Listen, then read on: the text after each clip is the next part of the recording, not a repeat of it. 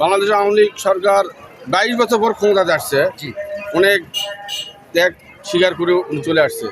আবার যদি বাংলার মানুষকে চিনতে পারে, ভালো মনে করে, ভালো কিছু ভবিষ্যতে করার চেষ্টা করে। আসসালামু আলাইকুম।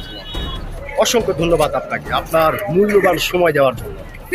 বলেন। জি, আপনার কাছ থেকে একটি বিষয় জানতে চাচ্ছি যে এখনো একটি বিষয় মাঝে মাঝে উকি মারে।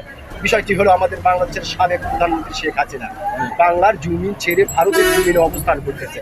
তো এই বিষয়কে কেন্দ্র করে বাংলাদেশের বিভিন্ন ধরনের মানুষ বিভিন্ন ধরনের কথা বলছে। কেউ বলছে শেখ হাসিনা কখনো কোনোদিন বাংলার মাটিতে আর পা রাখতে পারবে না, আবার অনেকেই বলছে না শেখ হাসিনা আসবে অচিরেই বাংলার মাটিতে ফিরে বেশে। তো আপনি একজন সচেতন নাগরিক এবং একজন সাহসী মানুষ হিসাবে আপনার কাছ থেকে জানতে চাই যে উনি আসলে আসতে পারবে কিনা। গত শাসন আমলে জি উনি যদি ভালো কিছু করে থাকে জি। এই বাংলার মানুষের জন্য, জি জি তাহলে সে ভবিষ্যতে আসতে পারে।